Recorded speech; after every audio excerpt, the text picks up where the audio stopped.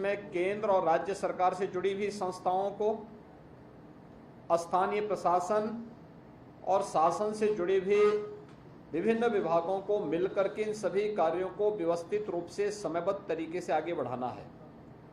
स्वच्छता के लिए प्लास्टिक फ्री कुंभ होगा, जीरो लिक्विड डिस्चार्ज के लिए हमें यहाँ पर फिर से कार्य करना है, मेले का विस्तार करना है और प्रयास होना चाहिए कि मुख्य पर्व जो होंगे स्नान के, उस दौरान वीआईपी और वीवीआईपी के प्रोटोकॉल सस्पेंड रहेंगे। यह हम पहले से ही सुनिश्चित करेंगे और इसको हमें हर हाल में लागू करना है। दूसरा, एंटी ड्रोन सिस्टम यहाँ पे लागू होना चाहिए। EI टूल के माध्यम से सिक्योरिटी एंड सेफ्टी का बेहतर प्रबंधन भी यहाँ दिखना चाहिए। और सबसे महत्वपूर्ण होता है, जब हम लोग इस प्रकार के किसी बड़े आयोजन के साथ जुड़ते हैं तो उस दौरान एक बात का जरूर ध्यान रखना चाहिए कि व्यवस्था से जुड़े हुए लोगों का व्यवहार श्रद्धालुओं के साथ कैसा है। जो भी कार्मिक यहाँ डिप्लॉय किए जाएं, वे सिविलियन हो, विभिन्न संगठनों से जुड़े हुए स्वयंसेवक गण हो या फोर्स से जुड़े हुए हों, यूपी पुलिस के हों, पीएससी के हों, होमगार्ड के हों या अन्य किसी भी विभाग के हों, उनकी काउंसलिंग और उनकी ट्रेनिंग बहुत आवश्यक है। कैसा व्यवहार हमारा होना चाहिए पब्लिक के साथ में, श्रद्धालुओं के साथ में। यहाँ पे श्रद्धालु आएंगे, उन श्रद्धालुओं के साथ हमारा व्यवहार कैसे होना चाहिए, ये ट्रेनिंग प्रयागराज कुंभ 2019 ने इस मामले में बहुत अच्छा कार्य किया था और मैं उस समय की टीम को धन्यवाद दूंगा कि उन्होंने बहुत अच्छे ढंग से सारे कार्यक्रमों को किया था। आज लोगो जारी हो गया है और मैं चाहूँगा कि सूचना विभाग मेला, प्रयागराज मेला प्राधिकरण के साथ मिलकर के सुनिश्चित करें कि एक तो उत्तर प्रदेश के अंदर हर जिला मुख्यालय पर, हर रेलवे स्टेशन पर, देश के हर एयरपोर्ट पर और अन्य प्राइम लोकेशन पर प्रयागराज महाकुंभ 2025 का ये लोगो अब वहां पर हमें डिस्प्ले करना चाहिए, ये आ जाना चाहिए। पॉजिटिव चर्चा को हम आगे बढ़ाएं, नेगेटिविटी के लिए कोई स्थान नहीं होना चाहिए। याद रखना कि हमारे पास तैयारी 2019 से बड़ी है।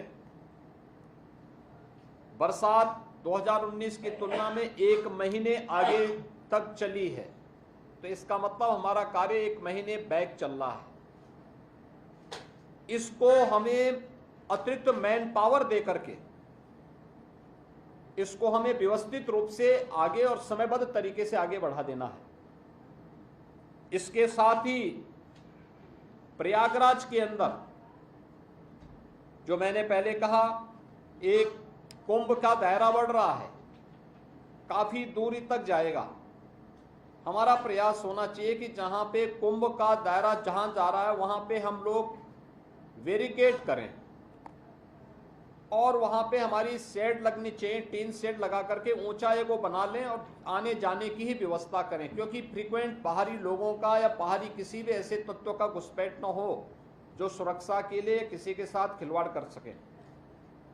अभी से हम सुनिश्चित करें street vendors, e rickshaw, 3 wheeler, taxi चालक, अन्य प्राइवेट चालक, ट्रक या अन्य रेस्टोरेंट, होटल में जो कार्मिक हैं, इनकी वेरिफिकेशन, किराएदारों की वेरिफिकेशन की कार्रवाई, ये सुरक्षा की दृष्टि से शुरू कर लें।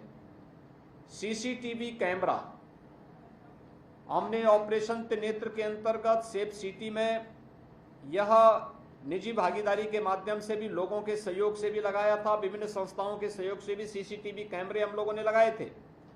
हमारा प्रयास होना चाहिए कि ये सभी क्रियाशील होते हुए दिखाई देने चाहिए। रेलवे के साथ, सिविल एविएशन विभाग के साथ में, NHAI के साथ में, भारत सरकार से जुड़ी हुई जितनी भी अन्य संस्थाएं हैं उन सब के साथ भी हमारा एक बेहतर तालमेल रहना चाहिए। मुझे विश्वास है कि हमारे पास अभी समय है, कार्य व्यवस्थित रूप से आगे बढ़ रहा है। टीम प्रयागराज, जो प्रयागराज महाकुंभ के लिए यहाँ पे अधिकृत की गई है, वह यहाँ के मान्य जनप्रतिनिधियों के साथ बेहतर संवाद बनाते हुए अखाड़ों के साथ में, संतों के साथ में, आचार्यवाड़ा, काकचौक या तीर्थ पुरोहित, इन सभी के साथ में बेहतर समन्वय बनाते हुए अपने कार्यक्रम को हम लोग समयबद्ध तरीके से कर रहे हैं। और जितने भी बड़े कार्य, कंस्ट्रक्शन के कार्य हो रहे हैं, हमारा प्रयास होना चाहिए कि 10 दिसंबर उसकी डेडलाइन हो। 10 से 15 के बीच में हमारा प्रयास होगा कि हम प्रधानमंत्री जी को यहाँ आमंत्रित करके कुंभ मेले के लिए उनसे सभी परियोजनाओं का उद्घाटन आदि के बारे में उनके करकमलों से इसको संपन्न करवा करके इसकी शुभारंभ की घोषणा करवा दें। उसकी तैयारी अभी से हमारी होनी चाहिए। लेकिन मैं सभी विभागों से, चाहे वह भारत सरकार के विभाग हों या उत्तर प्रदेश सरकार से जुड़े हुए, उन सबसे मेरा आग्रह होगा कि जो उन्होंने डेडलाइन दी है उस पर उन्हें दिन रात लग करके मैन पावर बढ़ा, क्योंकि इधर पर्व और त्यौहार पड़ेंगे।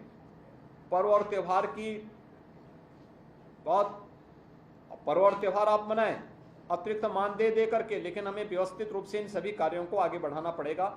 और हर हाल में एक दिव्य और भव्य कुंभ के लिए, क्योंकि पिछली बार 2019 में किए गए प्रयासों का परिणाम था कि यूनेस्को ने प्रयागराज कुंभ को मानवता की अमूर्त सांस्कृतिक धरोहर के रूप में मान्यता दी।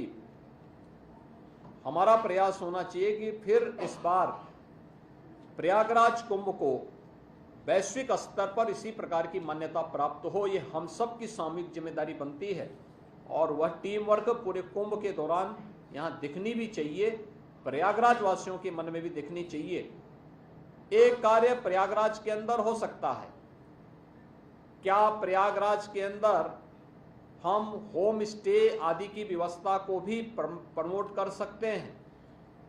बड़े बड़े इवेंट के दौरान ये चीजें होती हैं, हुई हैं, और अच्छा होगा कि इससे उनकी इनकम भी बढ़ेगी और साथ साथ मैसेज भी जाएगा। अतिथि देवो भव का एक मैसेज भी बहुत बेहतर तरीके से आगे बढ़ सकता है। अगर इसमें कुछ प्रयास हो सकता है तो माननीय जनप्रतिनिधिगण, नगर निगम भी, पर्यटन विभाग भी, स्थानीय प्रशासन भी इसमें अगर प्रयास कर सकेगा तो इसका एक अच्छा वह मैसेज इसका अच्छा होगा। अयोध्या में बहुत अच्छा उसका मैसेज था, वो काशी में उसके अच्छे मैसेज हुए, अच्छा उसका मैसेज हुआ था। अगर हम कर सकेंगे तो अच्छा होगा। लेकिन ये बैठक आज यहाँ पे मेला प्राधिकरण की दूसरी बैठक हम यहाँ पे मेले के साथ, कुंभ मेले के साथ कर रहे हैं और अब हमें जल्दी जल्दी इन बैठकों के क्रम को आगे बढ़ाना पड़ेगा, जिससे हम व्यवस्थित रूप से इन सभी इस आयोजन को पूरी भव्यता के साथ संपन्न कर सकें और उत्तर प्रदेश को हम देश और दुनिया के सामने प्रस्तुत कर सकेंगे। मैं फिर सभी विभागों से कहूँगा कि जिनका जो कार्य है वे समयबद्ध तरीके से, गुणवत्तापूर्ण तरीके से उन कार्यों को आगे बढ़ाएंगे। कहीं भी इन दोनों में कोई कंप्रोमाइज़ नहीं होगा और अगर कहीं किसी स्तर पर हुआ तो उनकी जवाबदेही भी तय करेंगे। धन्यवाद। सर वो लाइट जल रहा था, फोटो नहीं आ रहा है लोगों का सर, एक बार और वो लाइट आ रही है। MOU भी एक्सचेंज होना है, आ रहे बुला रहे हैं, पहले फोटो करा ले जरा। ये इंडियन बैंक का है, आ गए सर, इंडियन बैंक के लोग आए सर।